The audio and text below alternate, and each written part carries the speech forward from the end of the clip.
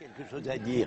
Moi, je veux relayer la pensée forte de mes amis israéliens Mikado, Michel Warshawski, Amira Haas, Gideon Lévy, qui disent le gouvernement intérimaire israélien actuel ne veut pas la paix. Et c'est ça qui est grave, car s'il voulait la paix, il négocierait avec le Hamas facilement.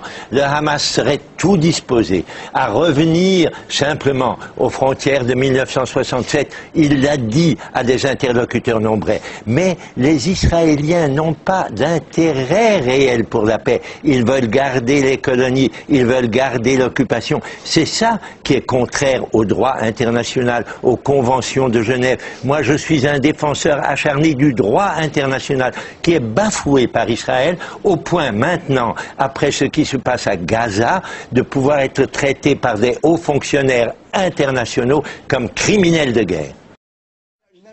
Cher Elias, laissez-moi rendre compte d'une chose simplement qui peut vous intéresser tous.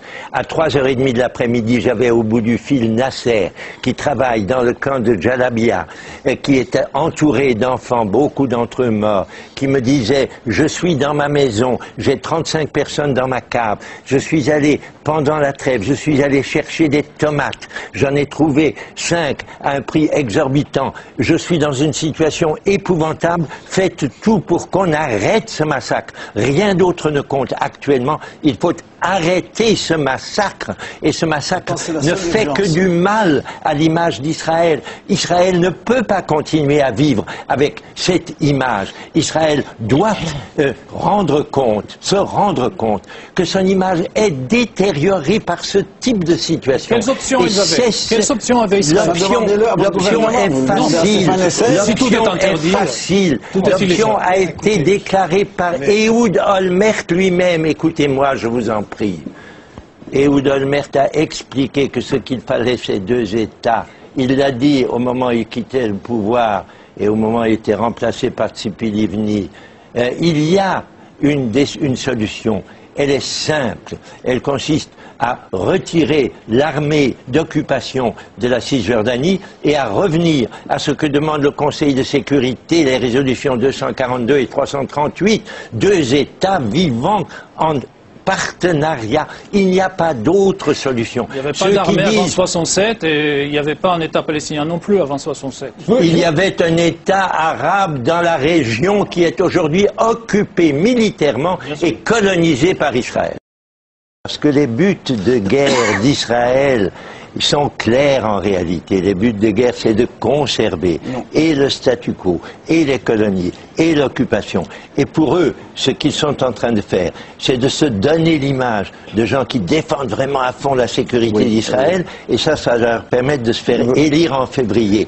Mais ils ne veulent pas la paix. Il faut se le dire. Et les Israéliens qui la veulent, que nous connaissons, que nous aimons, vous et moi, et qui sont des gens merveilleux, qui continuent, Jeff Alper et les autres, à se battre pour aider à une rencontre. Mais ils sont minoritaires. Et ce que disait tout à l'heure, permettez-moi de terminer. Permettez-moi de terminer. Ce que disait notre ami l'Israélien Michaeli. Et c'est malheureusement aussi vrai pour Israël. Il disait, chez les Palestiniens, c'est les plus durs qui l'emportent. Bien sûr, dans une situation où on est l'occupé, où on est le colonisé, bien sûr c'est les plus durs qui l'emportent. Mais ce qui est bien plus grave, c'est qu'en Israël, ce sont chaque fois les plus durs qui l'emportent. Et quand il y a enfin un rabbin qui voudrait aller un peu plus loin, on l'assassine. Les Israéliens ne veulent pas d'un partenaire avec lequel ils pourraient négocier. Ils veulent d'un partenaire qui n'a aucune force. C'est malheureusement le cas de là-bas. Un mot d'optimisme. Attention. Ce qui vient de se passer est de nature à rendre des pays comme le nouveau président américain, comme les Européens qui sont en train d'essayer de faire leur force, sensibles au fait qu'on ne peut pas laisser la situation se poursuivre comme elle est. Et pour la première fois peut-être, l'intervention nécessaire, l'intervention internationale nécessaire est là. comme une porte de sortie. Cette intervention ne s'est jamais, jusqu'ici, fortement imposée à Israël. Les États-Unis ont toujours laissé faire complètement, sans savoir qu'en laissant faire, ils poussaient Israël à sa propre perte, car c'est ça le risque.